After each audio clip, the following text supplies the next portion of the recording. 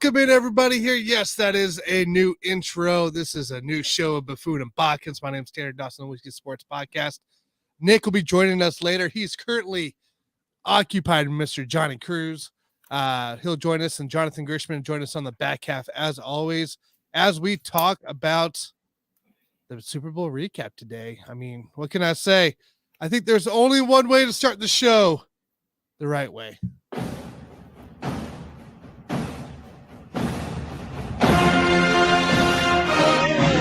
Ladies and gentlemen, in case you missed it yesterday, Patrick Mahomes down 10.5. High ankle sprain and all. One leg.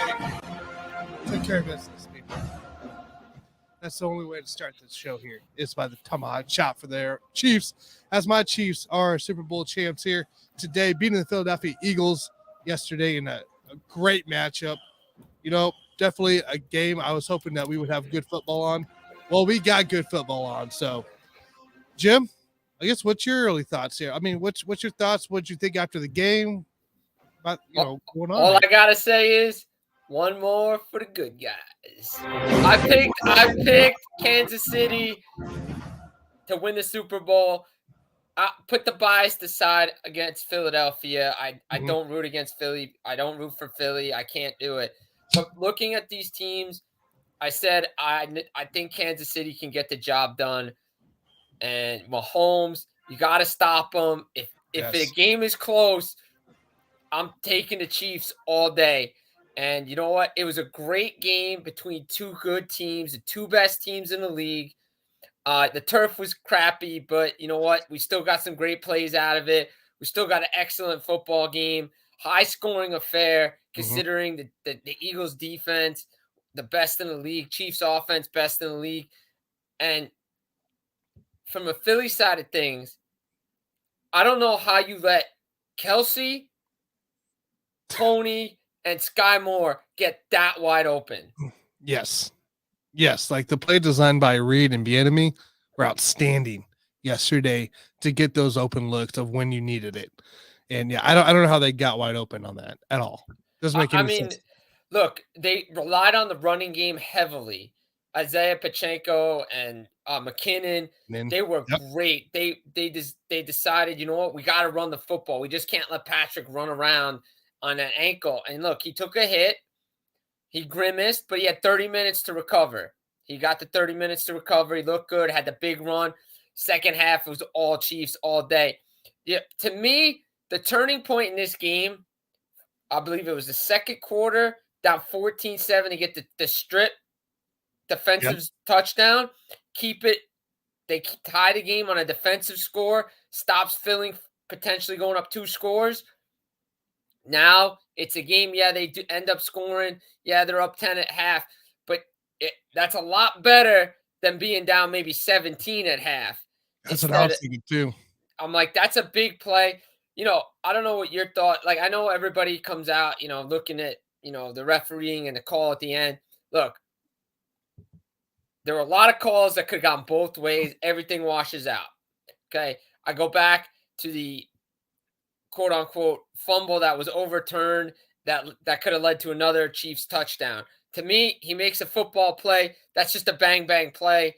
And the ball comes out. And to me, that's a touchdown. But again, I feel like if you're making a move, like you catch the ball and you make a move in towards a direction upfield, that's a football move. Right. But I mean, I know that they say, oh, he doesn't have time. Well, what do you want? 900 seconds for him to catch the ball and turn its body? Exactly. But again, everything balances itself out. And if you're going to complain about that, that was really the only time the Philadelphia Eagles really contested any wide receiver Kansas City had all day on defense. I mean, think about it. They had no contested balls. They didn't sack Mahomes once. You know, he was outside the pocket when that injury happened. Give credit to KC's offensive line, because the last time they were in a Super Bowl, that's all everybody was talking about, how Mahomes had to run for his life. Yeah, and now look at this. Orlando Brown Jr. did not allow a sack. How huge is that? Like, that's a guy that gave up the ankle injury initially in that Jacksonville game. This is huge for Orlando Brown Jr. going into a contract potential year. I don't know. He might have bought himself another tag. I don't know. We'll see what happens, but it's, Maybe.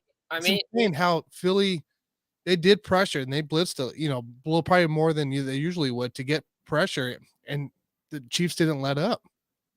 no, they did not.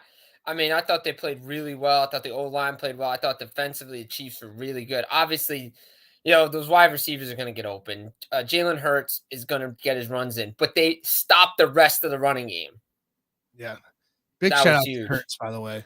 Hurts Dude. played phenomenally. Both just like guys the did. quarterback did, should for that team. And that's a guy that has a promising future for sure. I wouldn't be surprised if they're back in the same situation next year, the way they played. I mean, can we say it right now? Potential rematch again? Could we see it? Potential. Very potential. I think if Hurts can stay healthy there with weapons with Devontae and AJ Brown another year and get it, I like that team. I like what I saw from Hurts. He threw for over 300 yards, in case you guys did not know, and ran for 3 scores. Outside of running the ball and sneaking the ball. This guy also passed the ball very effectively on offense. So, look, I got nothing but respect for Hurts. I loved what I saw from him. I know. I had all the respect for Hurts. Thought he did a great job. Played well. Eagles played well. Both teams played well. Kansas City, they just get it done. They figure out a way, and they always get it done. And it comes down to the field goal, and it comes down to everything. And it's a what can you say about Andy Reid, man? This guy just gets it done. Mahomes, best one quarterback QB combo. Again, they ran the ball so effectively. They passed the ball great. Kelsey makes these great catches. Juju Smith-Schuster with big time plays, big time catches in the fourth quarter, third quarter. Chiefs offense just came and decided, hey, we're going to step it up second half, like they've done pretty much all season. I mean, get me wrong. You could correct me because you watch a lot of Chiefs games, but this team felt like a second half team for most of the year.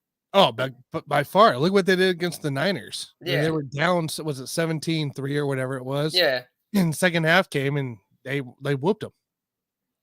It's always been a second half team. Yeah, they're always a second half team. Make the adjustments, but that's good coaching. You make the adjustments to what the team is giving you, and Philly just didn't make the adjustments or didn't keep doing what they were doing. But that's credit to the Chiefs making adjustments in the second half, getting their guys open even more. Kelsey was dominant. I mean, the punt return by Tony. I mean, to set up that play. I mean, the Sky Moore play. Tony's been a weapon for that team. And, Huge. think about it. They did it. No Tyreek Hill. They revamped that offensive line. Mahomes on an ankle. I mean, what else do you want from us? I know. It's like it's amazing of what the expectations was going into the season. We were supposed to be dead last for most people in the division. Ended up, turning that around, and then we weren't even supposed to be Super Bowl favorites for a lot of people either. The specialist in the industry, and it's just amazing how Mahomes is just like, okay, it's like Chris Jericho. You made the list. I was gonna say Michael Jordan, be like, I took a personal. Even better. I took a personal. I mean, do you think?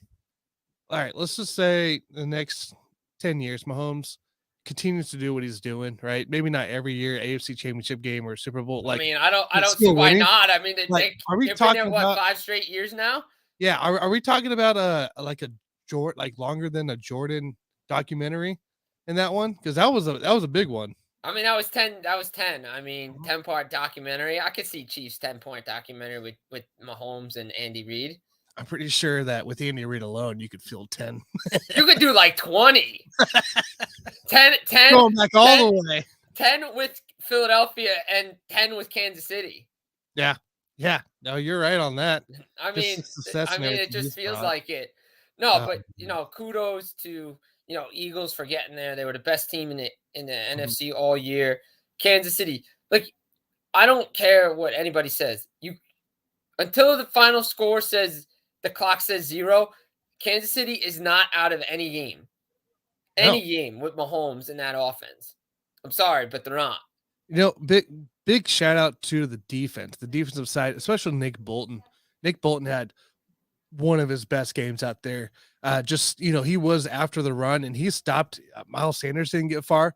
Scott, when he was in, Gainwell had one breakaway, and that was it. Like it was pretty much a non-dominant run game for the running backs outside of Hurts. Right. And that was all credit to Nick Bolton out there doing his thing. He got off the block and was filling the gaps exactly where he needed to be. Just And like I think he caused a turnover too, right? He was the one that did the fumble recovery, and he would have got a second recovery if they would have stand. I mean, that might have won him MVP. Honestly, I might have put him over Mahomes if that. I think if the running back had Pacheco had more yards because he had to score. Yeah. Maybe if he gets over 120 yards or something, maybe he gets MVP too. Mahomes, he was only was it like 179 or something like that.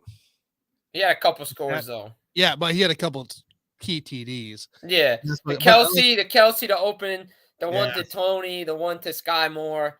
And he had the big run to set up the field goal before the penalty. I mean, just that great throw too, that low catch by Kelce, catching that for that conversion, that was key.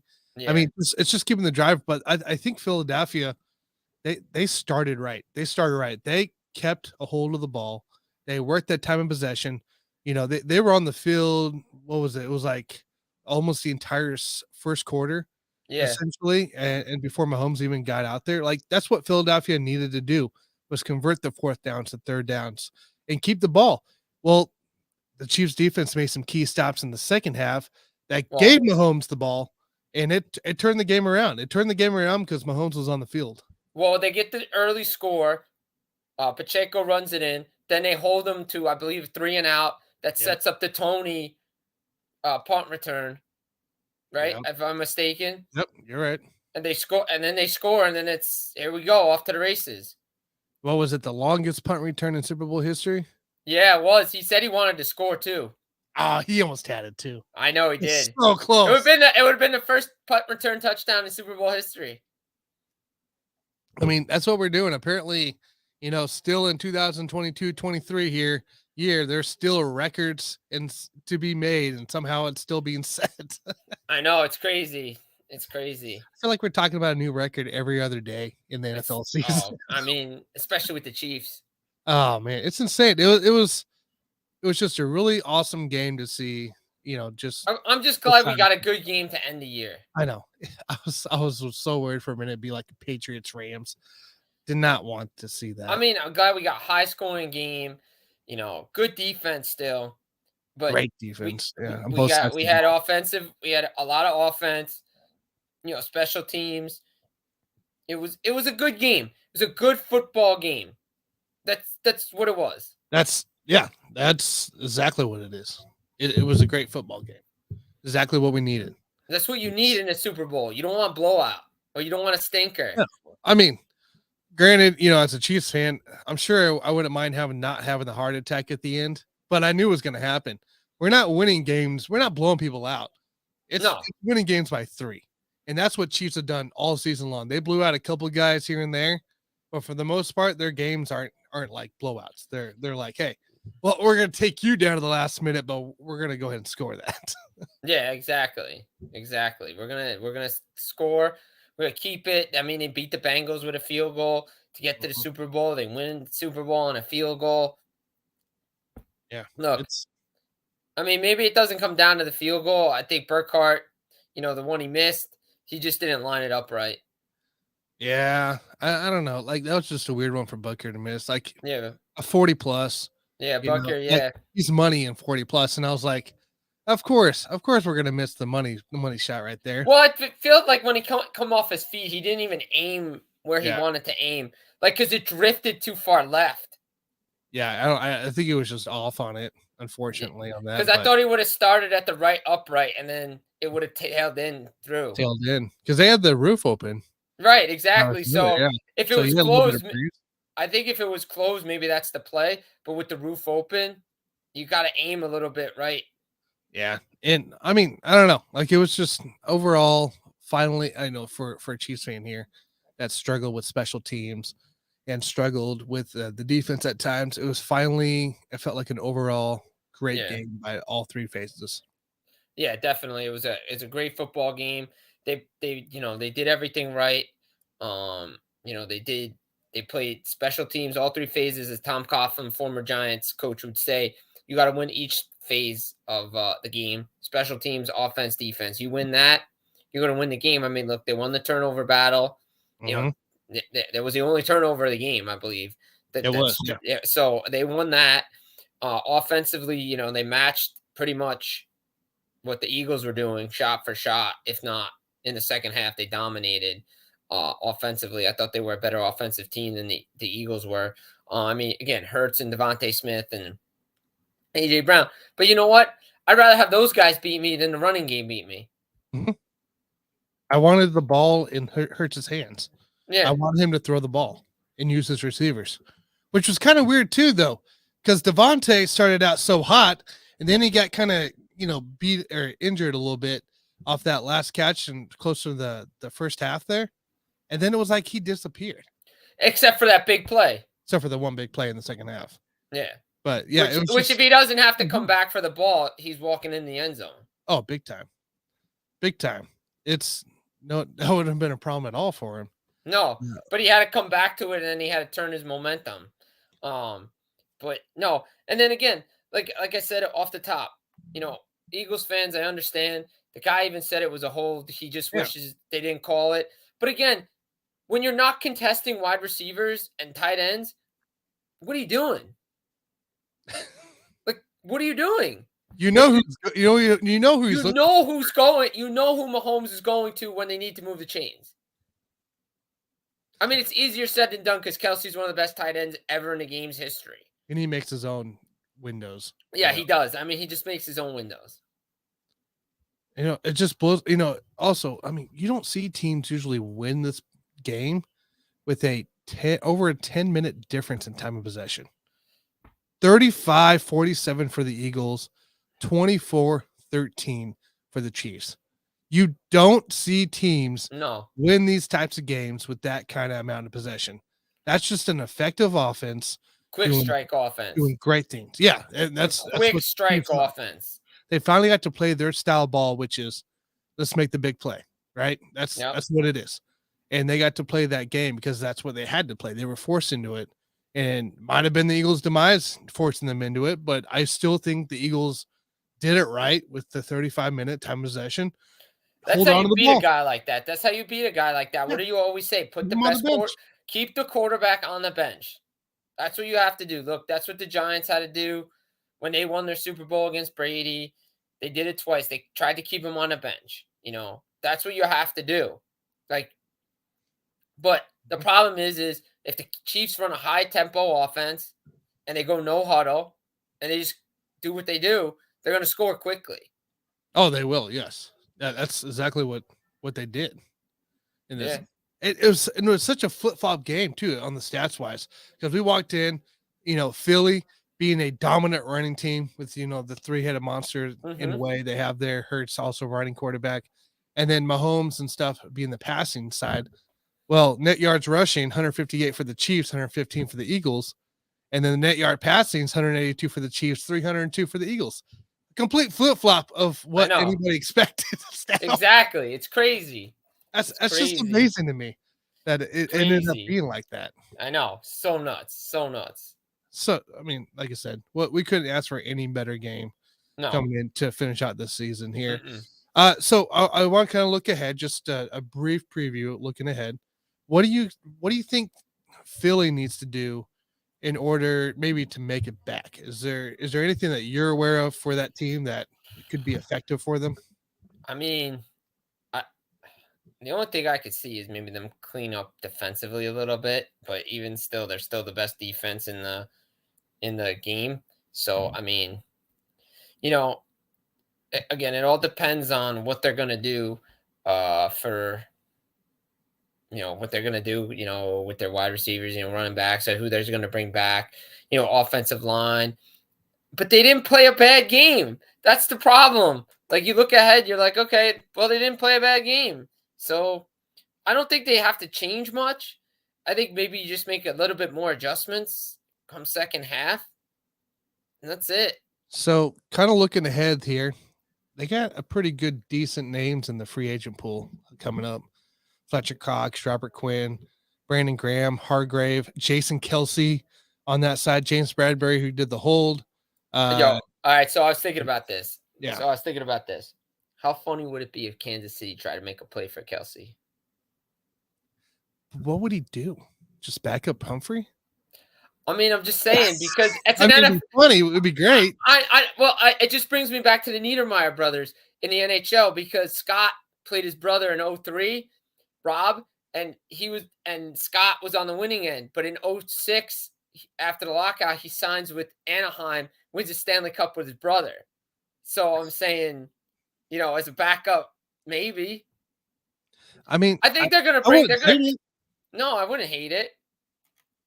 I think Humphrey's big enough and he's agile enough that he could play any position on that offensive line when needed.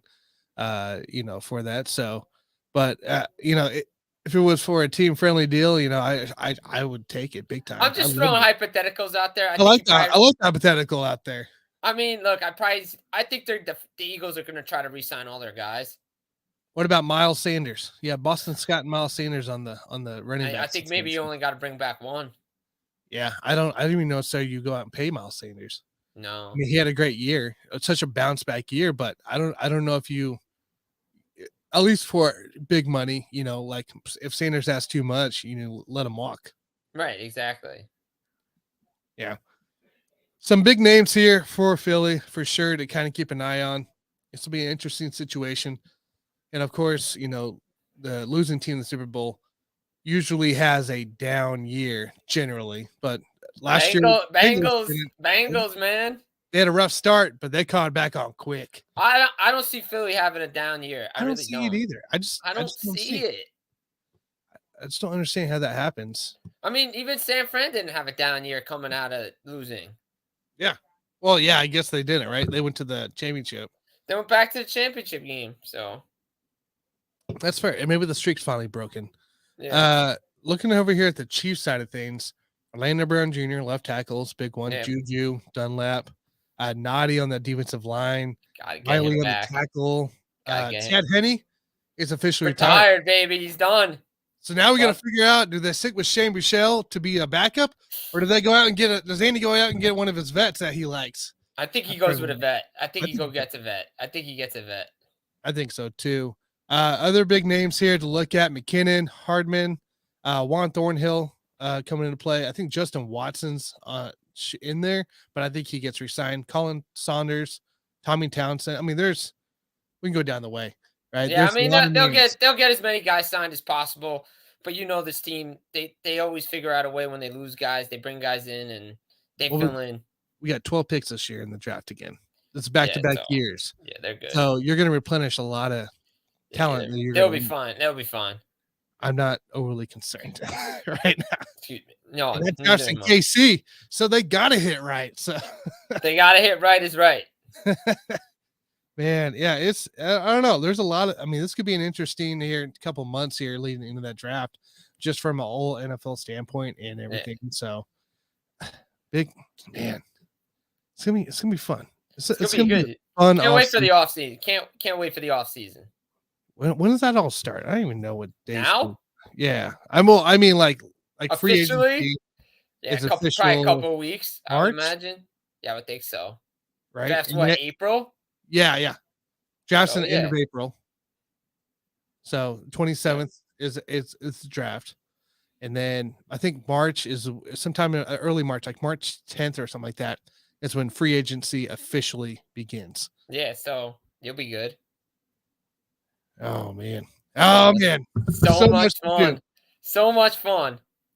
All right, let's switch up here a little bit here just before I let you go. All right. Anything I haven't, obviously with the Super Bowl and the playoffs, I haven't paid jack to hockey in the last few weeks. But what do we got going on? Any lead changes? Is like all right. So here we go. So obviously trade season is right around the corner, a little over 2 weeks before the trade deadline. It's a Friday, it's March 3rd. Okay. So check me out. I'm taking the day off from work. I will be at the home office doing hockey stuff. I'll be there. Bo Horvat went to the Islanders. That was the first trade. Tarasenko last week went to the Rangers. Okay. Jacob Chikrin for Arizona has been held out of the lineup the last 2 games, and the Coyotes have confirmed it. It's for trade reasons. So he has not been moved yet, but he's being held out of the lineup for trade purposes. Until he gets figured out. Exactly. So you got Timo Meyer on the books. New Jersey's looking at him. A bunch of teams looking at him. Like I said, the Chicken saga came out Saturday that he was leading. There were a bunch of teams mentioned. The Kings had Dustin Brown night, so they were gonna, kind of cool things off a little bit. They were like, we don't want to, say anything because we don't want to ruin Dustin Brown's retirement night. And so there again, the saga continues on what the package is for Chikrin. But Kings, Bruins, Oilers, all there. Sharks got multiple people in play. Meyer, Erik Karlsson potentially could be traded out of there. You're going to have to get third teams involved to retain some money there. But it's a trade season. Where a player's going to go, who's going to go where. Boston, a little struggle out of the break, but they'll be fine. Carolina's, again, playing well. The Rangers with the trade has been remarkable. Tarasenko Panarin combination has been excellent. It's just, it's wild and crazy now. Now it's a silly season, which is great. Oh man, it's just going to get even more insane as we get closer to March there. Is it more difficult for some of these hockey players to adjust and make chemistry with certain teammates? Or is it a little easier in the hockey world than maybe like football or baseball or NBA? It depends because you see a lot of these big names go pre-deadline so they can make the adjust. There's a little bit longer time. It's instead of going at the deadline, there's only the seasons are shorter. So your adjustment time's shorter. So if you go beforehand, then your adjustment time's a little bit longer. But in the case of Tarasenko, he knows Panarin since their days back in Russia. They grew up together. They played together. So, the chemistry was there. Horvat, he comes into a new situation with the Islanders. Luckily, it was during the All-Star break. He had time to get accustomed, had to practice. He fits right in with them. It all depends on the player. Most guys, they can fit right in, but sometimes it takes a while because you're just not unsure of the system. It's a different system. Can you play it? Like, for instance, Nick Paul and Brandon Hagel. Paul kind of fit in fine with Tampa last year, but Hagel, it just didn't seem like they were getting a player that could score goals, but he had to adjust to a new role because he wasn't in the top 6. He was more in a checking. Now he's adjusted. Now he's back over the 20-goal mark. So it depends on the player and your situation. If you're used to playing a top 6 and you have to go to a checking run, it's going to take a little bit longer than if you go the other way. So again, it all depends on the situation, the team you go to. Again, Tampa likes to play that defensive style. Hagel was with Chicago, so they were kind of run and gunning it. So it was good. But again, teams have to clear cap space. That's the big deal. I wouldn't be shocked if like Vegas or a team goes out and gets like a Gus Nyquist who's on LTIR right now, so they can open up more money to get and make a bigger trade. I know Patrick Kane's name's still out there. He's linked to Vegas now with Mark Stone on IR and LTIR. Dallas is another place he's been linked to. New Jersey. There's a lot of players out there. We'll see. Some of these trades could wait till the summer, so you have a little bit more time to discuss it. We'll see what happens. But right now, we got 2 trades off the board with the deadline coming up. All right, I need to ask you because I got lots of friends in Minnesota. Yeah. What happened to the Minnesota Wild here out of the All-Star break? Because it's been a disaster for them, almost kicking them out of potential playoffs right now. Yeah, offensively, they just need to be better. Fleury's been fine, goaltending Gustafsson too, but offensively, they just don't have a lot right now. And that's the issue. They're just dealing with the cap because of the buyouts to Parise and Suter. They just can't add anybody. That's why they had to get rid of Fiala. They're missing that. You could clearly see they're missing a top 6 forward. But again, the salary cap for them is going to be a huge deal. Kaprizov and Boldy can do so much. But again, those buyouts are hurting that team. So we'll see what happens. All right, well, that's good to know. They got a big shootout win over the Devils the other night. They did. Hopefully they can continue the momentum their way because they need to put some wins together. But they got a tough schedule ahead. Nothing's easy for this team, and Minnesota, again, Colorado's charging, and then you have to deal with the Pacific Division as well. The Calgary Flames are right there, LA Kings, all those teams. So can they hold on? I think they're going to have to make a move to figure out if they can get in the playoffs because it's going to be a battle. Agreed. That NHL series, as we get closer to the playoff time, like NBA, it's going to be entertaining, I think. Oh, it's good. I look, I love Super Bowl. It's about, I was talking with a guy I know on Saturday that he trained Tej that used to play for Green Bay, and then he went to play for Indianapolis. He said Super Bowl is about the league. The players, they could give two craps about the halftime show and all the festivities leading up. They just want to play the game. They wish the halftime was regular 13 minutes and just get this over with. He was saying that they have guys literally in the locker room ready to take your first half jersey to do whatever with it. Like, really? Yeah. But the point is it's like the presentation is great, but to me, the best presentation of all the sports is the Stanley Cup. It goes right to the players right away because that's who's earned it. I like that. That's how it should be. Right. Instead, we get the owner gets to touch the owner's the first guy, but he didn't do anything except assemble the team. It's the team that won. He had to empty the pockets. Right. Exactly. So that's just just my little thing. So yeah, it's all about money. You know what I mean? Like that's the thing with the NFL. It's all about money, dollar bills. Yeah, and put eyeballs on. Like they said. It was a heavily watched Super Bowl last night, but the halftime show with Rihanna was more watched than the rest of the game. Yeah, I thought it was an okay halftime show. Nothing. I liked it. It was fine. I didn't think it was, Could have been better. It could have been better. It could have been better. I think because compared to last year, it's more the top last year. You know what I mean? Like, last year was great. Last year's was awesome Super Bowl halftime party.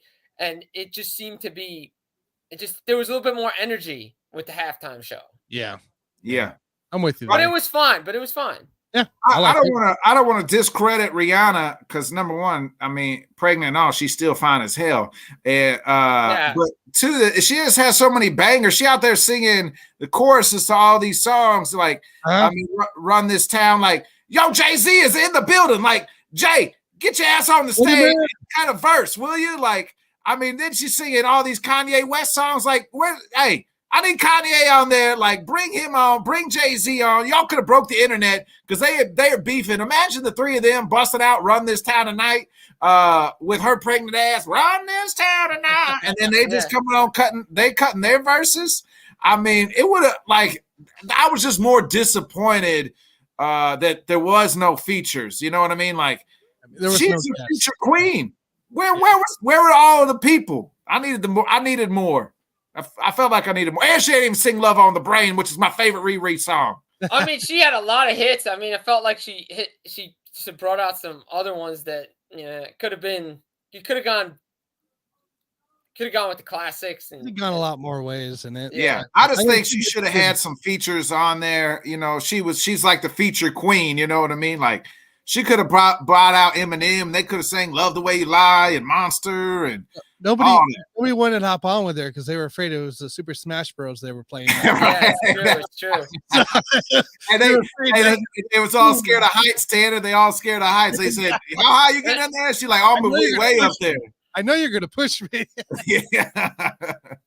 Oh man. All right, Jim. I know you got to go. I appreciate you talking Super Bowl with me, a little hockey. Absolutely. Going forward. Hey, see you, Jim.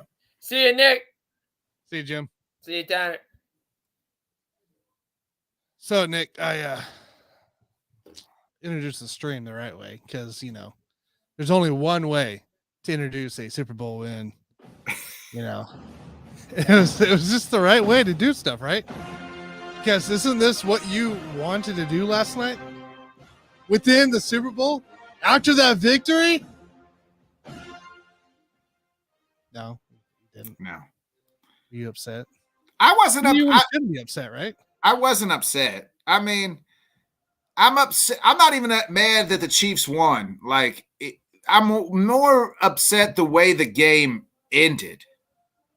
Yeah, I mean, and I like yeah. it is so anticlimactic. Like we had like this, like I mean, like I described it to you on Facebook. It literally was like you go to prom, you get the suit, you're dressed up, you're feeling yourself, you go with your boys in the limo, you're all excited. The prom queen is like digging you. You guys are dancing on the dance floor. She asks you to go back to your place. You guys go back, you start making out. She's kissing on your neck. You're kissing on her neck. Little hot and heavy things are happening. You guys take your clothes off, and then she just lays there like a lump on the log, and your thing goes like this. And I mean, that's exactly what that game was. I mean, we were all excited. We were robbed. It was a dud at the end there. We were robbed of something special. Like, that's the thing, is like, it comes down to that flag. Like, they hadn't called that penalty all game. Like, no, it was the first one of the game. I was waiting for Sheffers all game long. Like, all right, Sheffers, they didn't do anything, thing, baby. Whatever you're gonna do it. They did not call a single penalty damn near all game, unless it was so weird, blatant, right? Like the most penalty crew who threw the most flags all year long, like didn't call it, and it was weird. And then they didn't call, and then I mean, it's so Bradbury. Yeah, he admitted, I get it. Like, hey, yeah, I did hold him, but I thought I was going to get away with it. We'd been getting away with it all damn game. I mean, Juju on Juju early in the first half. Yeah, they did it across the field. Didn't call it then, which was way more obvious. Yeah, and Juju didn't turn around looking for the flag. You know what I mean? There was only one person looking for a flag, and it was Patty Mahomes, and that was it. And I don't even know with the hold if Juju would have caught that damn ball. You know what I mean? He wouldn't have. Like, that ball was almost damn near uncatchable with the hold. I just felt like the second worst part. That's what made it worse, was where the ball ended up. Like, yeah, I think it would have been an okay call if the ball wasn't all the way 10 yards ahead of him. Yeah, and then again, like if Juju would have got his hand just a fingertip on it, you know what I mean? Like, maybe yeah. No, that's what I've been telling you guys. Sheffers, I was just waiting. Like, all right, Sheffers, what are you gonna do? What are you gonna screw up now? And it took him to the last play of the game. It did not. What I say, I didn't want to happen. I did not want to come out of the game talking about the damn refs. Like, and here we are. And we were robbed of something special. Like, Butker kicks that kick. The Eagles didn't have a minute and a half. A minute and 10? A minute and 10 to see what Jalen Hurts could have done to try to get them into field goal range. And then maybe we go into overtime. How special would that have been? You know what I mean? I mean, it was a hell of a football game up to that point, for sure. That's what I'm saying. It was a great football game. I mean, great game. Kudos to the Chiefs offensive line. Where the hell, baby? Yeah. Where the hell was the Eagles defense? Like, this vaunted Eagles defense that we spent 7 hours yesterday talking about, you know, being the best team, they had the most sacks, you know, of any team, this and that. They've put up a 0. They let 2, not 1, but 2 walk in. I mean, my 6-year-old son could have scored. Your little daughter could have scored on those touchdowns. Yeah. Like, that's how open they were. Like, I think that's a little bit more credit to Reed, and we can say Bieniemy too. And that's because it's a lot of running back blocking sets and also double tight end sets. You know, they had extra blockers on that line for Patrick Mahomes. Obviously, at times it sure didn't seem like it, but credit to them for making the play to buy enough time for some of those plays to happen. But it was the same play, just 2 different people. Yeah. 2 different Tony and Sky Moore. Exactly. Like, same play. And then, like, you don't get any. Mahomes had it was 0 pressure on him all night, damn near. I mean, he ran a couple times. He had that nice, somehow that one run that really set him up there on the. Well, yeah, that throw after his ankle, but then the catch or throw to Kelsey that was like at his feet, and somehow he was able to come away with it and throw it without hitting the ground. I don't know how he did that, but I mean, it's Patrick Mahomes. What do we do? Tanner, you need to defend the call a little more. Bradbury, we already talked about Bradbury, Mike or JG, one of you guys. We already talked about that. I'm not saying it wasn't wrong, but it would have looked better if it wasn't 900 yards downfield. But they hadn't called the call all game. That's the thing. But why are we calling calls the last play of the game?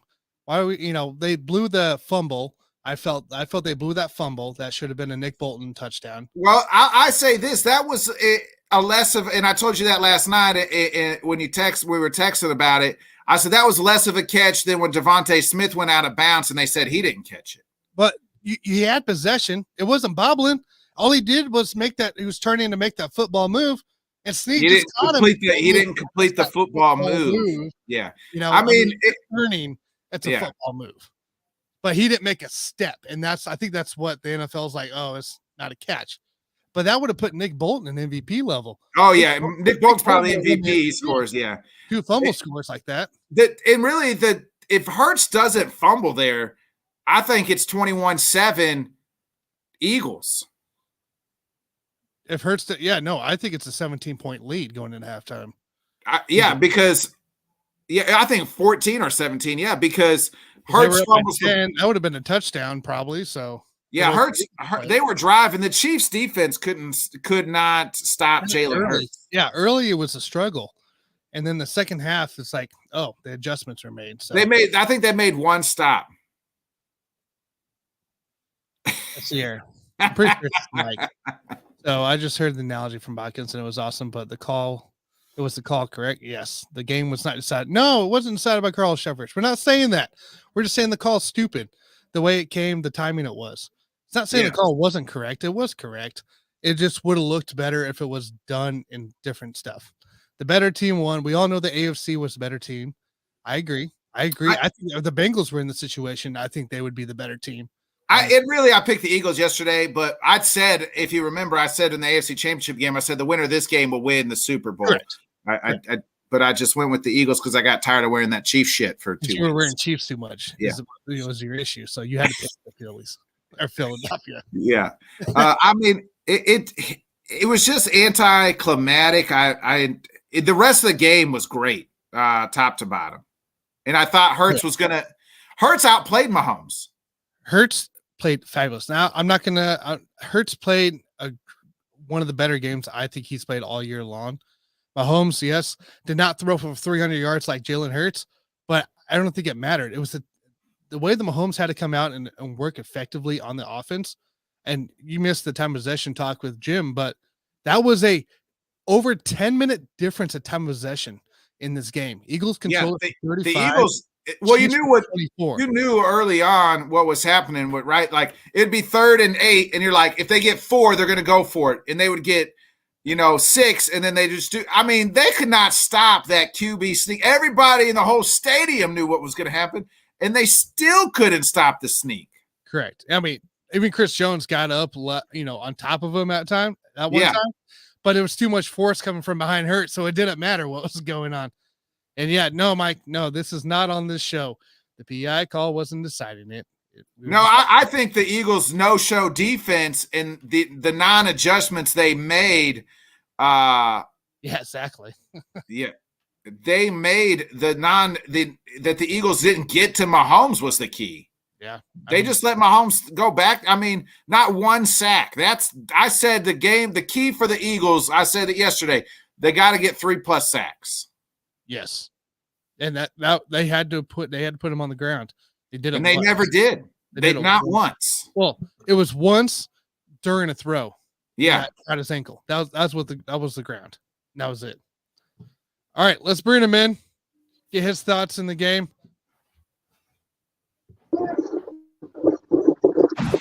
I want to make sure he hears this because he picked Philadelphia over my Chiefs on Sunday, and I got to let him know about it. That's the Braves tomahawk chop. I don't hear that now. It's baseball season now. It's baseball season. That's Jonathan's ringtone. It actually is. When baseball season starts, it actually is. I believe that, man. What's going on, Jonathan? Man, how's it going, guys? Good. How's practice? It's going good. We got 4 teams all practicing on tonight, so it's me running around. I'm running around all over the place right now. So we're finishing up. I got the girls, breaking it down, talking right now. So it's been a hectic couple hours for me. I believe it, man. If you got Weather all turning 15 out pretty out nice, it looks there, like, right? I mean, you guys are outside. I see you got the coat on, but It's a little windy. It's not too bad temperature-wise. It's a little windy right now, but yeah, we finally the rain. It was supposed to rain a little bit. It actually held up, and we were able to be on the field for the first time since this February. So, thankfully, we got to be on the ball field and get some work in. there you go. My guy here saying it's baseball season with the laughing emoji. He feels the same about baseball that he feels about the NBA. It's too damn long, and football isn't in it. So that's his thing. Well, hey, we got the USFL starting up in April, so And we got the XFL here. We at least got a St. Missouri team, the St. Louis Battlehawks, baby. St. Louis got a team. Yeah. Jonathan, let's go ahead. Let's get your quick thoughts. What's your thoughts on the game last night?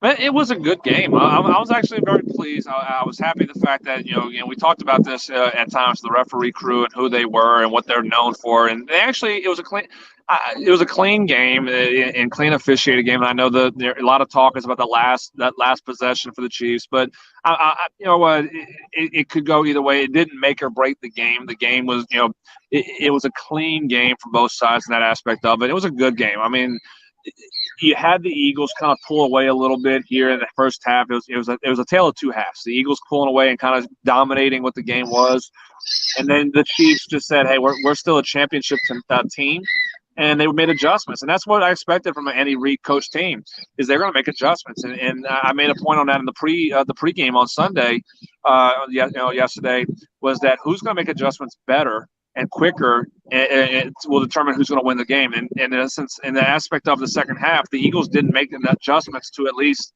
counter what the Chiefs adjusted to in the second half, and that was the difference in the game. And it shows that coaching matters. And Andy Reid, being a championship caliber coach, he made the adjustments that was necessary, and it was what made it happen. So.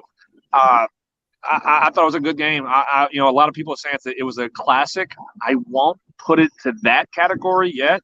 It was just a really good game, but I won't go as far as saying, "Oh, this is an instant classic type of ball game," though. Okay. I think if we would have got the finish we deserved, it would have been.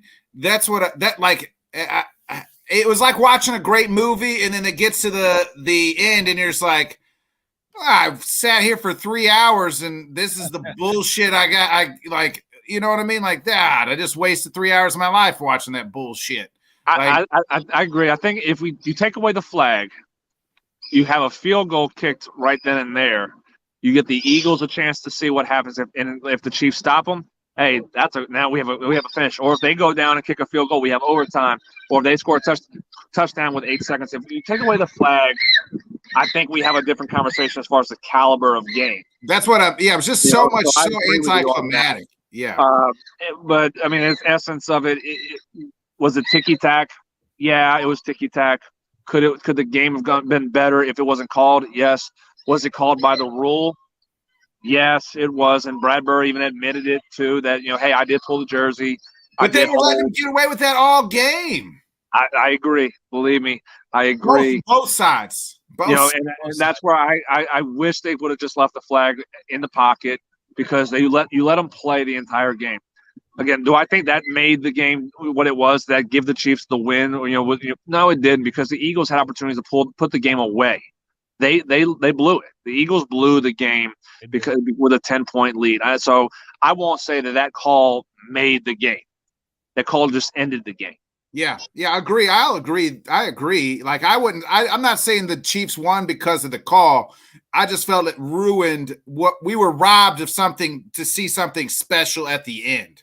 Right. Like I wanted to see Butker make the field goal kick and then see what Jalen could do, and then let it ride out that way. But I agree, because I felt like the Eagles defense just didn't show up. Like, where the hell was this vaunted Eagles defense all game? Well, like I said, and I said yesterday, you're not going to shut down Pat Mahomes and the Chiefs. You have to contain them. First half, they contained them. They did. They did a good job in being able to at least say, "Hey, Mahomes, you're going to have to earn everything that you're getting in this game." And they found ways to kind of slow things down. And the offense of the Eagles, I don't put it really on the Eagles defense. I put it on the Eagles offense because they had the ball for so long. Then you gave them a turnover. Then you gave them a turnover that scored in the first half. But then you had, kind of things stalling on the Eagles offense, and that's something that we haven't really seen all season. With a healthy-ish Jalen Hurts, that Eagles offense stalled, and it made things more complicated for the Eagles defense. So, and it gave opportunities for the Chiefs to have shorter fields with that punt return by Kadarius Toney. It really made things a little bit difficult for the Eagles defense. So I don't put it on the Eagles defense completely. Yes, they kind of disappeared. 4 touchdowns, no punts, no turnovers. You're not going to stop. But you're not going to stop the Chiefs, though. You're not going to stop them. You just got to contain them. And when you had they didn't even contain them. That's what I'm saying, though. But you had a 10-point lead. So why did the Eagles offense just absolutely stalled? Well, so too, but you had it. So at halftime, you had a 10-0 lead. Yeah. You shouldn't lose that game at that point, especially with the offense that you had. So, I mean, they did contain in the first half. Now it's just up to the offense to keep the ball and score when you need to. They did score at times, but there was times where they stalled and they had a couple punts that really I think they punted twice in the second half, and one of them was that Toney just almost ran it back to the house. Yep. But I mean, so it's to me, it's still the special teams at that point in time. But the Eagles, 0 sacks. You're supposed to be this sack machine that we talked about, and you got 0. You can't. That can't happen. No, I never heard him say Hassan Reddick's name one time during the game. I might have been on cloud 38, but I never heard Hassan Reddick. I never heard Dagana Masu's name. I never heard Quinn's name. I never heard him say anybody's name. Only name I kept here was Gardner Johnson because he was out there flying around trying to kill people. Flying around. And I agree, and I think that was a letdown as far as with the Eagles defense because again, as you said, you led the league in sacks, and it wasn't even close. It wasn't even close to the statistics. But again, I think that's more of the competition level that the Eagles faced all year. They were statistically the best defense. But how many we said this before, how many elite offenses did they play against? They played against Dallas, and Dallas put 40 points on them. I mean, that's the equivalent right there. That was essentially your equal to what you faced. I'm not saying that the Cowboys' offense is exactly what the Chiefs' offense is, but they're capable of doing that. And that was the go-to that you see. That you put 40 points on the board against the Eagles' defense, like what the Cowboys did. You have to find a way to at least say Chiefs are going to do the same thing. They damn near sure came close to doing it. Yeah, it was as I told you earlier, it was a very effective offense when it was on the field. 24 minutes of time of possession. 24 minutes. Whole entire game. 30 teams don't win that matchup. Let me ask you guys this. How bad was that freaking field? We're playing in the most important game. 800,000 or something like that. Most important game of the year. We needed the MLB, Jonathan. We needed MLB grass guys to come on and fix that damn field because it was atrocious. So you don't watch Cardinals games because that's the same field they use for Cardinals games, and I mean it is one of the worst fields that they use. But I agree with this. I don't remember, and I know they've had Super Bowls in that stadium numerous times. I don't remember the field being that bad in previous Super Bowls. No, it is not that bad. For most people said it's not that bad when Arizona's playing either. They said it was like the worst. Yeah, well, I think they may have changed the grass as far as with a different kind. I think they did a little bit different. So 3 years ago, my brother told me 3 years ago when he was down in Phoenix, they put new grass in, and that's why they roll it outside during the day. Back in at night kind of thing. But it was 3 years ago they changed the grass out. And you put 800,000 into it, paint the crap out of it. No wonder you're slicking everywhere because you got paint everywhere and it's all slippery. That affects your footing. It does. And real quick, guys, I'm at the ball field, so the lights cut off. I'm a little darker. I'm still going to be here, so don't panic or anything like that. But no, I agree though. And again, and they made a comment about the paint and how much paint was on that field. And then you throw in the second half, you had the stage that the Rihanna halftime stage that just kind of mushed it down. You can't you can prepare, but you can't fix that in the middle of the game. So it gets worse as you go. So I don't know why. I don't get why they changed it. I don't understand, why use a different grass than what you normally have done in that stadium, especially for previous Super Bowls. But, keep it. It should be simple. It should be keeping it the way it's been and utilizing what has been working for you instead of just saying, oh, we're going to do something completely different for the biggest game of the season. What does it worry you knowing the fact that the fields are changing across the NFL essentially from that whatever the turf or whatever it is to grass. Was it like what's the whole deal of safety? It's like they're changing the way the field is. Well, you have a lot of teams that are going to turf, and a lot of players hate it. Players hate the turf. They'd rather play on grass. They're doing research right now on injuries that are caused by the turf compared to grass, because most players are, like you said, Jonathan, want grass because the turf is tearing up the ACLs and MCLs. It's bad on the joints. It's very bad on it's bad on the joints because it's concrete. You have concrete underneath it, but very little. There's padding underneath turf, but it's not enough. Whereas solid ground with grass, so you have concrete. I mean, think about all the baseball careers of guys who played on AstroTurf and everything. Vladimir Guerrero, his knees were shot playing in Montreal. Ken Griffey Jr. when he went from playing in the Kingdom to going to Cincinnati, his knees were already shot. And that's why he had hamstring and knee problems start his career in Cincinnati. I mean, it's bad. It has a lot of issues. It has a lot of problems with it. I mean, there's not a lot of research that needs to be done. You can just go watch the film in the last 20 years of teams that have had who played on AstroTurf to what they are today. When Reggie Bush, I remember when he was with the Lions, he tore his ACL just trying to stop on the turf. Jamal Charles, same thing. Jamal Charles, just trying to stop in the Ford field. And he ends up tearing his ACL. So I mean, there is a problem with it. There is a lot of issues because it's not padded enough. And if you put too much padding, it slows things down even more. It doesn't make things quicker. So there's so many issues. But again, it's the cost. It costs less to maintain and manufacture the turf than resodding and reseeding grass fields. The cost is so much different. That's why a lot of places have been going to more turf fields, as you have these indoor fields and these indoor, these are retractable roof fields. If you have real grass inside those stadiums, they're going to die. It's going to die. You have to leave the roof on all the time just to make sure the grass. That's why Arizona, they roll the grass out every day to get sunlight, because they know they wouldn't get enough grass to be able to be utilized properly inside. Forget how Milwaukee does it, because they got natural grass in there, and I know they leave the dome open normally. They leave it open.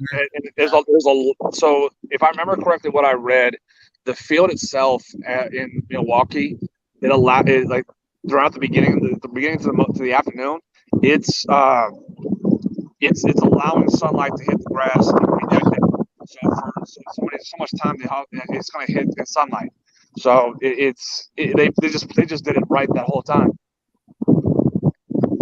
I just don't get why other stadiums have such issues, with it. So, and it's such a player safety issue, obviously, because now you're losing, like you guys talked about, Griffey, Vlad, Charles. You lose big money guys that bring a lot of viewers to your league.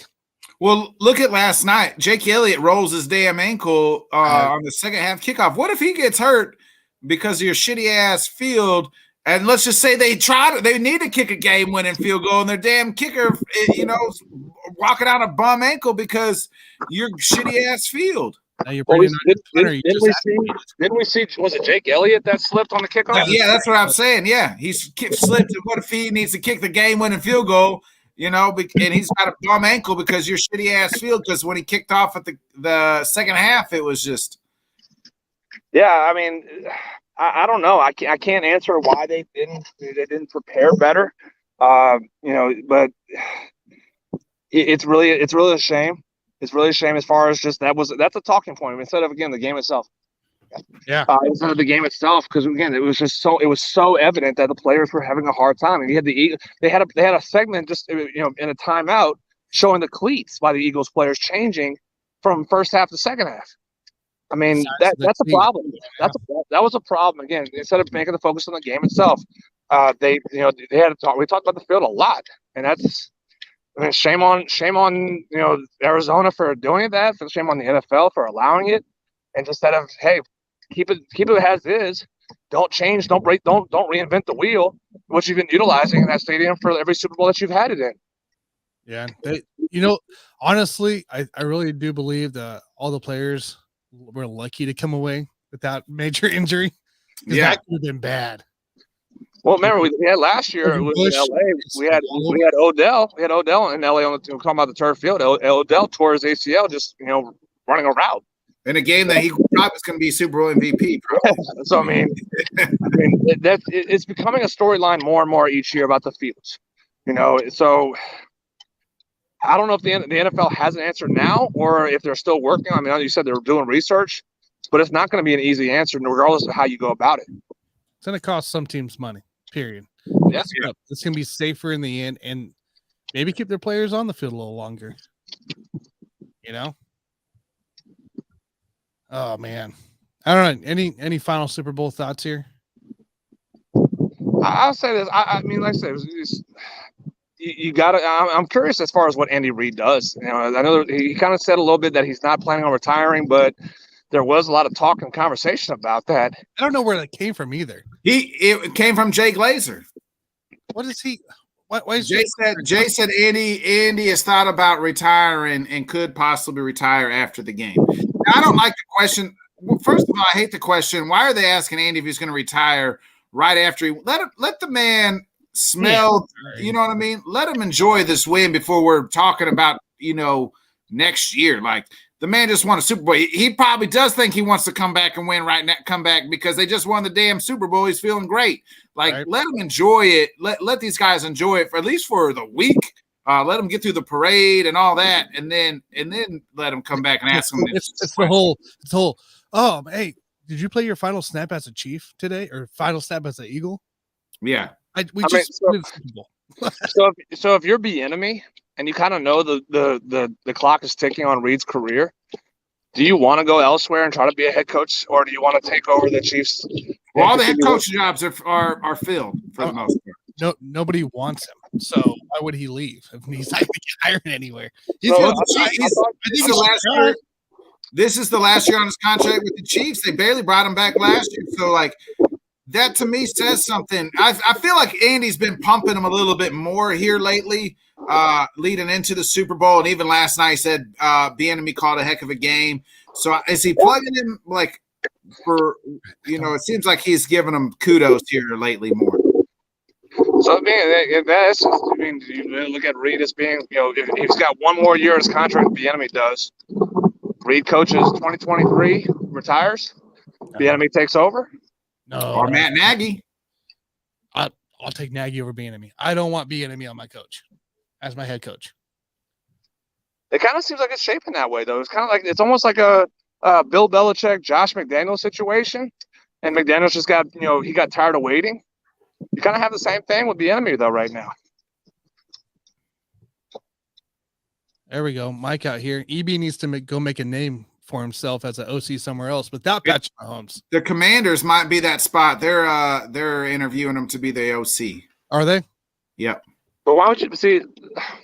I get it. You want to make a name and get away and kind of improve yourself more as an OC, but why go?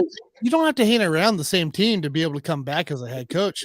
If you go out, prove yourself that, hey, I can coach other players than the GOAT Patrick Mahomes. So what if he fails? GOAT. So what if he fails in Washington? Now, I mean, then he's definitely not. Then he's definitely not getting a head coaching job. Not chance, that's for sure. You can go so I'm saying, why? If you're Bieniemy, why risk that?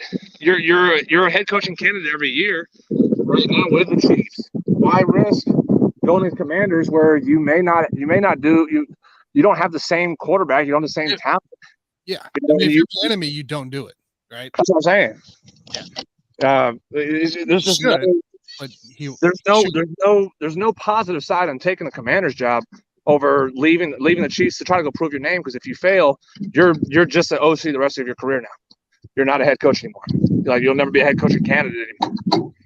If he succeeds and it turns that the Commanders to a playoff team or they win the division in the East, okay, yeah, hey, then we have a different conversation at that point. Now let's say EB gets hired by the Commanders. Doesn't that set up a Lamar Jackson quarterback going to the Commanders? That just sets it all up there. That's the EB style quarterback he wants. Maybe he goes to the Ravens. They're looking for a OC. Maybe he goes to the Ravens with Lamar. I just don't see teams making that trade. That's a lot of. You're gonna have to make the trade of trading 3 first-round picks at possibly 3 first-round picks and sign him to a guaranteed contract, $40 million per season. Yep. And it's all guaranteed. Is what he wants. Yeah. So I mean, there's one team I was told Atlanta is the only. Atlanta would be interested in making that deal. Because Arthur Blank sees him as like a Mike Vick type. I've heard it, but again, I just with what weapons? He's got the same. He's got the same weapons that you have. You got Pitts and London there. They got some young guys. Mark Andrews. Yeah, Mark Andrews in Baltimore. Well, yeah. He just can't get a deal done. And Andrews is better. Andrews is better than Pitts right now.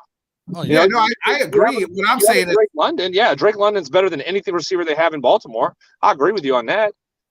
You have Cordell Patterson as a running back compared to J.K. Dobbins, which I mean, Cordell's better. Tyler Allgeier's pretty good too. The Algier kid. Yeah. Here's what I'll say though: whoever finds a quarterback in that NFC South, will put themselves ahead of everybody else because everybody in that whole division, all 4 teams are in quarterback purgatory hell and looking for their guy, and whoever finds their guy first will be the leader in the clubhouse division. Well, the Vegas has the Saints ahead of the others as far as Super Bowl odds for 2023, 2024.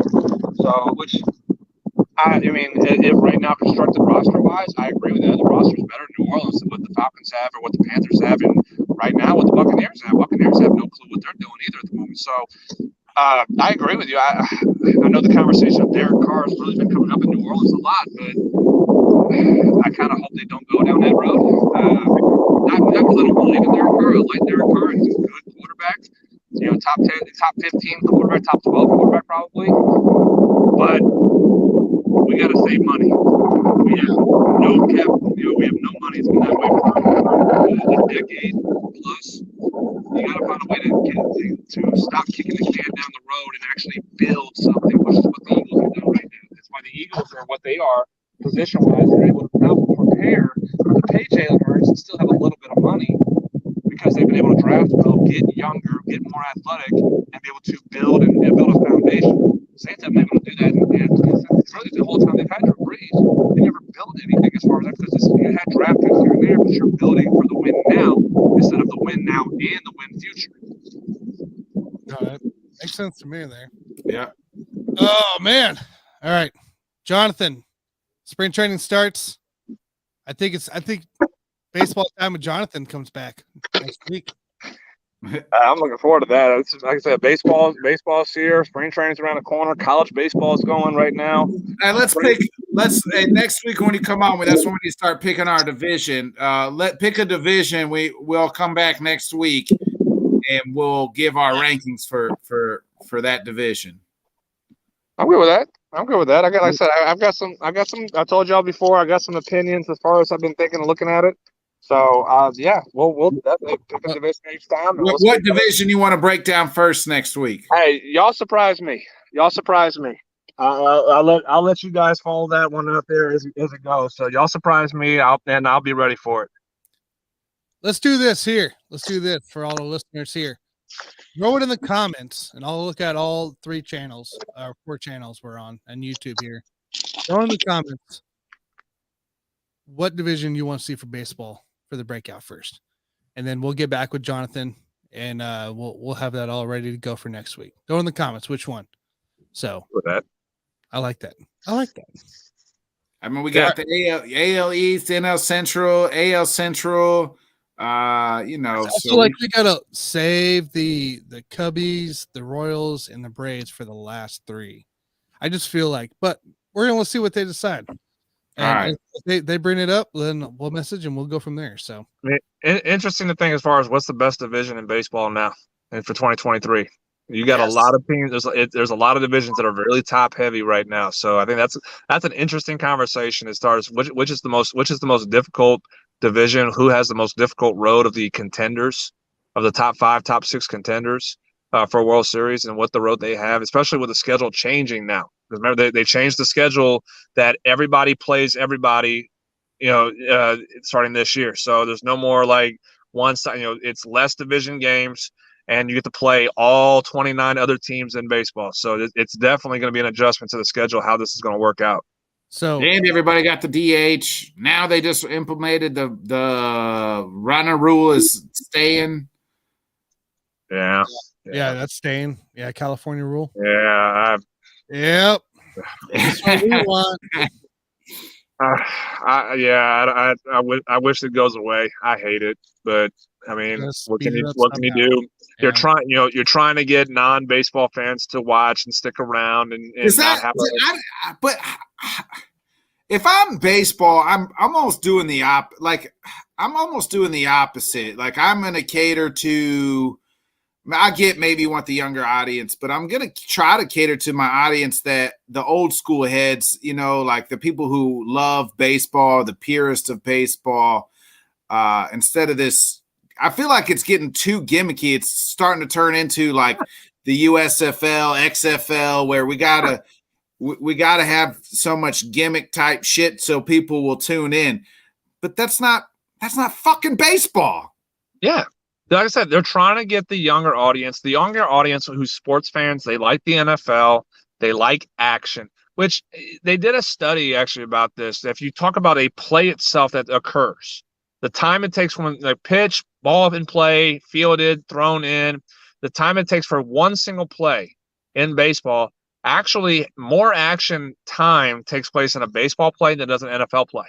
More action occurs in a baseball play than an NBA play. So what's the problem? What's the problem? Yeah. But they don't see it that way because again they're trying to cater to the non-baseball fan to bring them in because you're trying to compete with the superstar sport of NFL that is just the popularity has grown in the last 20-25 years exponentially more and baseball keeps on shooting themselves in the foot with the 94 strike. You had the steroid issue, you had the labor issue again recently, so they keep shooting themselves in the foot and they're like, well, we have to find a way, we have to make a quick fix to bring in the younger audience, the non-baseball audience. Non-baseball fans are not going to games and buying jerseys and buying hats and buying souvenirs. They're going to show up. They're going to buy a hot dog for $9, sit and watch the game, and leave in the sixth inning. Right? I mean, that's just to beat the traffic. But the baseball fans, they're there for wearing the jersey, wearing the hats, buying souvenirs, buying a hot dog, popcorn, 3 beers, and a couple of sodas on top of it with their kids, and they're staying not only 1 through 9, but if extra innings happens, hey, we're going to stay until the game ends. Hey, I ain't buying 3 beers, Jonathan. That's out of my pocketbook, man. It's also a thing too of you can't bring in fans if you can't watch it. If you can't watch on TV. Yeah, well, that's a different right? issue. Oh, that kills your fandom right there. I mean, I watched one Royals game last year because it was on YouTube for free. Well, thankfully I have the MLB package that I can go and watch my Braves play because I'm in Dallas Fort Worth. So you don't get the black. I couldn't watch it anyway. I could not watch my Braves play, so I had to buy the MLB package to be able to watch the Braves games. And there's times where it's actually blacked out on there too. So I mean, like it's really odd on how they do this, and they don't see that. But the problem is they can't make games national like the NFL. It's a regional sport, just like NBA. NBA is a regional sport with more national appeal that you have it on ABC. You can put games on on TNT and TBS and ESPN. Baseball has ESPN, TBS, Fox. They used to do Fox and Fox. I remember ABC and Fox sometimes, and it was on. It was like almost football every Saturday, and then you had WGN with the Cubbies. Yeah. I mean, TBS has Sunday night football or Sunday night baseball. So and they're trying to get it more national, where it's national games every day, where you have ESPN doing a Monday night, Wednesday night, Friday night, Saturday, Saturday game, and then you have the big premier Sunday night baseball, as well. So they're getting more national games, but it doesn't help the other teams that aren't playing on the national channels. And TBS is only doing a handful of national games at the time, and it starts in June. So from April and May, you're not able to watch it on TBS at that point. They started those games on TBS in June, July, and then they kind of keep going from there. They handpick. We'll do a game every 2 weeks on TBS. Once the postseason rolls around, then we have a little bit more. But I mean, you have to almost allow the teams to again control how they handle the blackouts, and I think the MLB doesn't really allow that as much.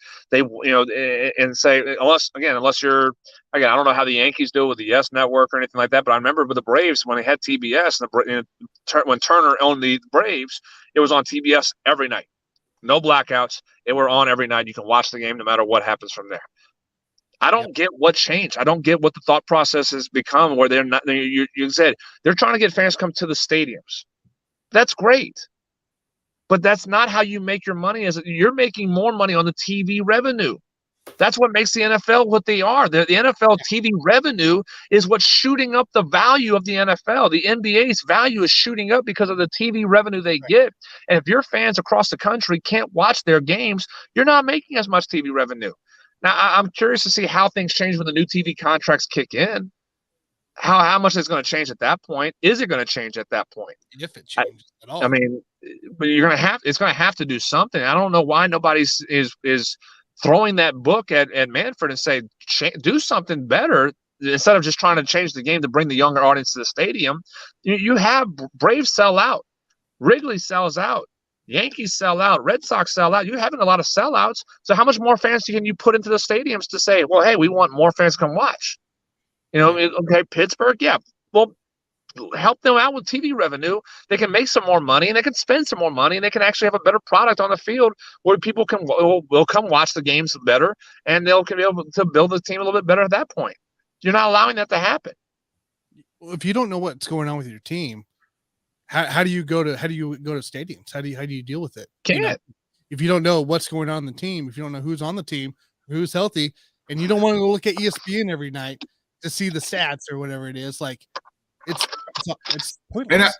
And I think two things. There's a couple things that need to change too. Like the be able to flex out some games, because sometimes Sunday Night Baseball, for the 80,000th time, we got to see freaking Red Sox and Yankees, and they both could be dead last. Like be able to flex some things out and give us the key matchups at times. They're never going to catch football. I get it because of I agree with that. Nobody really wants to watch two random baseball. I don't really watch a whole lot of random baseball games. If it's not the Cubs during the regular season, I do watch the postseason. But I mean, when it's the regular season, it's pretty much Cubs for me, and that's it. Every once in a while, I might catch a game here or there, but that's the difference. That's the difference right there. Baseball, the fandom is for your team. Yeah. Not the sport. Not the sport, right. The NFL, you are a fan of your team and the sport. Yeah. So you'll watch your team. Saints play at noon Central here in DFW. I'm going to go watch the game. And I'll go to a sports bar because I'm in Dallas. It sucks. I have to watch the NFC East play, whatever. But I'll go to a sports bar, watch the game. 3:00 rolls around, Saints game's over. I'm going to go home. I'm going to start cooking dinner. I have a football game still on TV, the 3:30, 4:00 game. I'm going to watch that. And then after that, guess what? I'm going to watch Sunday Night Football. So I'm a fan of the sport too. Now, I'm also a fan. I'm different. I'm a fan of baseball. So I'll watch Sunday Night Baseball if the Braves are not playing. I'll watch random games on ESPN. I'll watch, TBS games and whatnot. I am a fan of the sport. But us who are fans of the sport, we're the exception. We're the exception to that. Because I grew up in the sport. I grew up with baseball more than I did with football at the time. The majority of fans of baseball are not fans of the sport. They're a fan of their team. They will go watch their Yankees, go watch the Red Sox, go watch the Cubs, go watch the Dodgers, and then when they get done watching their team, they're watching the other sport play. Yeah. They're going to watch the NBA game. They're going to watch the NFL game, and then that's it. They're going to turn the game off. They don't care. You have to find a way to make it more national. You have to. And I don't know if there's a way for Major League Baseball to do that. That's the thing. Football's so easy to gamble now too, right? Like that's a lot of where it's coming in now is people gambling and betting. It's hard to do that with baseball. It's so easy to do it with football, but gambling and betting. I equivalent baseball. You said this earlier, Jonathan. It's a regional sport. I equivalent baseball to hockey. Hockey is so much like a regional. Your team, your region, your town. But so there's hockey towns and there's baseball towns. So I equivalent both of them together because I feel like a lot of people are like that with hockey. They love their team, not so much the sport. Whereas, same with baseball, like you said, people love their team, maybe not just in general watching every game like they do. No, I agree with that. That's a great example, a great comparison as far as hockey. Because again, you're in towns that only have one sport though. One team. Calgary, you don't have. Maybe they have. I know they have the CFL, but it's not at the same time. So you're watching Calgary Flames. You're watching Vancouver Canucks. You're Detroit Red Wings are on. You're probably not watching the Pistons play right now, so they're going to go watch the Red Wings play. So, and Detroit, and again, Detroit baseball is what it is as well. So, but you're correct. They have that sport, which is why it's interesting for the NFL. With Los Angeles, and I've been saying this from the day they moved the Rams to the Rams and Chargers to LA. It's a baseball and basketball town. LA is. But you're still able to get a good TV ratings for the Rams and Chargers. You're still able to go and get people to watch them play, despite it. And that tells you right there, where a town that views the Rams, let's just use the Rams example only, as really the fourth favorite team in that town, behind the Dodgers, the Lakers, and Clippers, and the Rams are still outdrawing them on the revenue of TV. Yeah, they're still getting more ratings on TV. That tells you the sport itself is doing what they're doing for the NFL compared to what Major League Baseball is doing for the Dodgers. So I mean, it is a regional. They have to allow the fans, because you have fans who live in all over the country. Again, me being a Braves fan, I'm not in Atlanta. I'm in Dallas. Let the fans watch the games, and don't hinder them to be able to watch the games, because your stadium revenue is only a fraction of the pie. The TV revenue is where the bigger slice is coming from. And I just don't get why Major League Baseball doesn't see that and say, we'll do away with blackouts. Do away with it. We'll still do the streaming. We'll still do YouTube TV. We'll still do, or I guess we're not doing YouTube TV anymore, but you'll do Amazon or Facebook. Sports. You open up the streaming services, but you still let your fans watch them. Take the blackouts out. If you're from that town and it's blacked out, if you're in Atlanta, the games are blacked out. You can't watch it. How you gonna? So I gotta go to a sports bar now to watch it at that point then, and I'm gonna spend even more money than what I had to pay for the package and stuff to go watch it in the first place. I mean, it makes no sense what Major League Baseball is doing, and I just don't think I don't think they get it. I was gonna say It's not that I don't think they know. I know they don't get it. But why they're not seeing that the pie could be bigger, teams could make more money. Think about what the Oakland A's could do with the actual TV revenue, and they could actually spend some money, to be able to get some better players, and maybe even they may not have to rely on the city of Oakland to buy to get a new stadium made. They can actually put up some decent amount of money up to get themselves a new stadium in Oakland if that was the case. But same thing with Pittsburgh. I mean, what could Pittsburgh Pirates do if they had a little bit of extra revenue from TV at that point? It just doesn't make sense to me. Yeah, no, it doesn't. It's such a messed up thing, and hopefully you're right. The TV deals, when they kick in, maybe it's better, but such a challenge to grow a sport, or to regrow a sport, essentially. Yeah.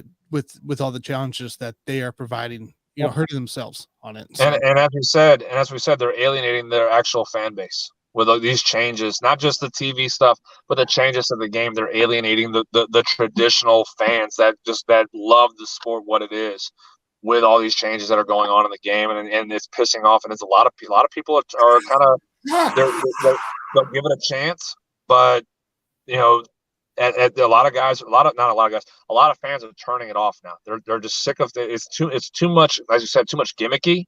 It's like Little League baseball now, and the rules they're just piling on rule after rule. The rule change, they said position players can't pitch unless it's an 8-run lead in the ninth inning. Yep.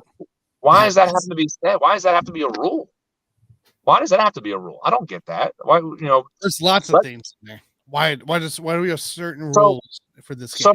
So if it's a 7-run lead, and your bullpen's taxed. It's a third game of a series. Your bullpen is exhausted because you've had, your starting pitcher only goes 3 innings. The next day goes 2 innings, and your bullpen's been absolutely taxed. You're going to tell those guys, hey, sorry, I have to pitch you again in the 7th and 8th inning of the 8th and 9th inning of a 7-run ball game. So player safety doesn't matter now because those guys' arms are exhausted at that point? Yep. So what was the stat here today too with the California rule that position pitchers, you can't, so if you're up by 10, your position pitcher can't pitch unless you're up by 10. Right. The winning team's up by 10, losing team's down by 8. But last year it was that big increase, right? It was like what? It was some stupid amount. It was like 22 pitchers went all the way up to like 306 or something like that. It was some, or 30 maybe. I don't remember. It was some dumb number of such an increase just due to one stupid rule. I think they said it was like 130 times a position player pitched. I think something like that, or number of innings pitched or something like that by position players. Which again, who cares?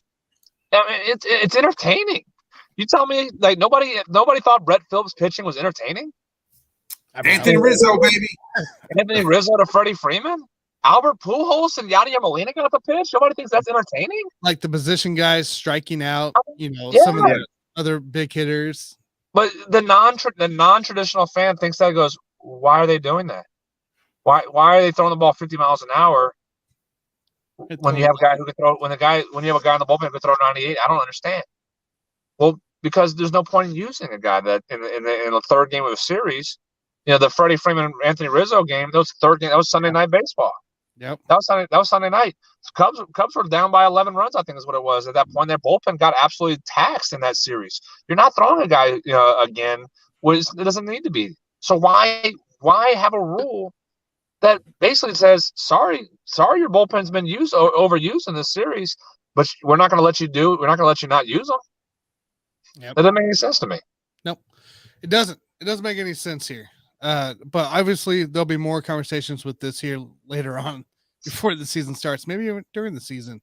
Depends how upset I get here when I can't watch the Royals again. So, we'll see what happens. Anyways, Jonathan, we'll let you go, man. We're about time here. We appreciate you hopping on. Like I said, next week I'll let you know. I'll give you the message probably Thursday or something. Yep. And let you know what's decided for our division breakdown for the first week going into spring training. Thank God baseball is finally here. Let's get it going, guys. Hey, it's a busy spring. Let me tell you what. I got NFL draft here in KC, so we're amping that up. MLB, college basketball, NBA, trying to get the NHL go back now that the Chiefs are done. Oh. I feel like there's 100 sports. Well, hey, World Baseball Classic. And World Baseball Classic is going on. World Baseball Classic starting up too as well this year. It's back. True So that. that's that's pretty interesting. I'm excited to see how that goes again. I'm glad they brought it back and they're keeping it going. So hey, let's see how that works out and let's see how that goes. And then, like I said, college baseball is back up as well. My number one LSU Tigers, number one in the nation. Do they win it all this year? Oh, they'll win the College World Series this year. They are hands down pitching. Like that offense is loaded. It is absolutely stacked. 1 through 9 hitters are there, and you had the freshman who led the nation in home runs last year, Tommy White from NC State. He transferred into LSU with a loaded lineup as well, with the number one prospect for the 2023 Major League Baseball draft, and Dylan Cruz, who's a center fielder for LSU. He's a leadoff hitter for them as well. So that's a loaded lineup. I'm excited to see the Tigers play this year. I'm excited. I got to check this out now. Mike here says Jonathan has some great opinions. Agreed. Appreciate it. That's why we keep bringing them on. Not just the show. So.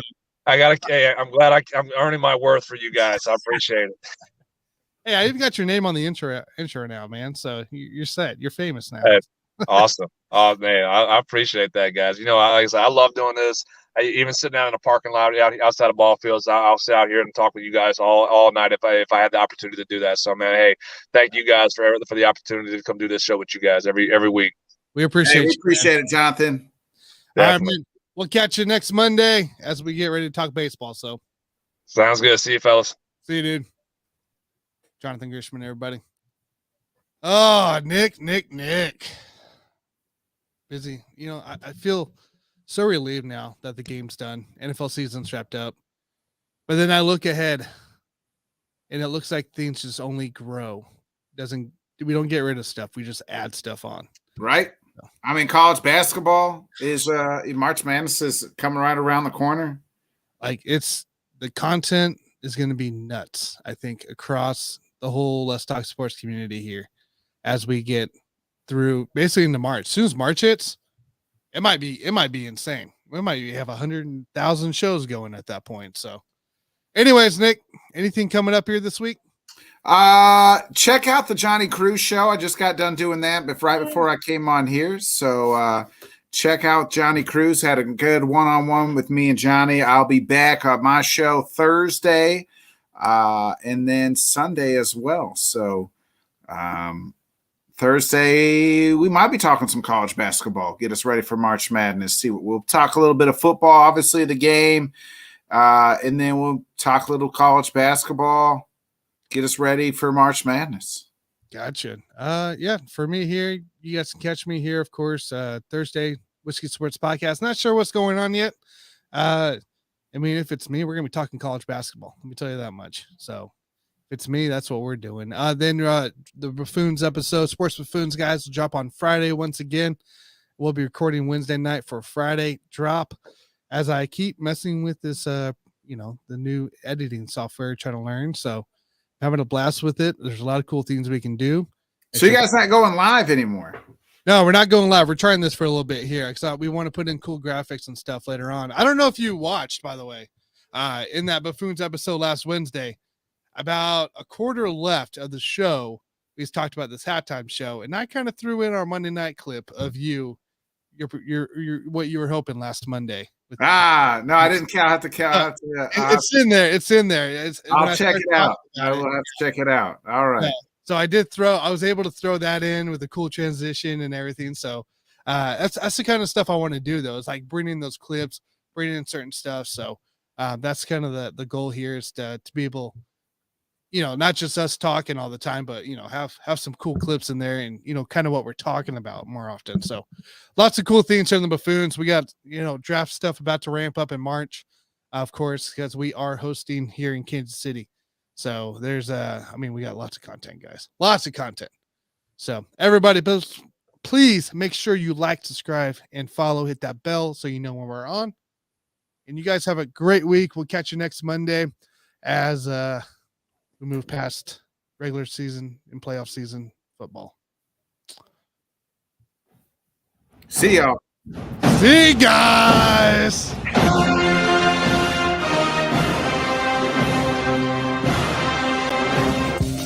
Hit the end stream, will you?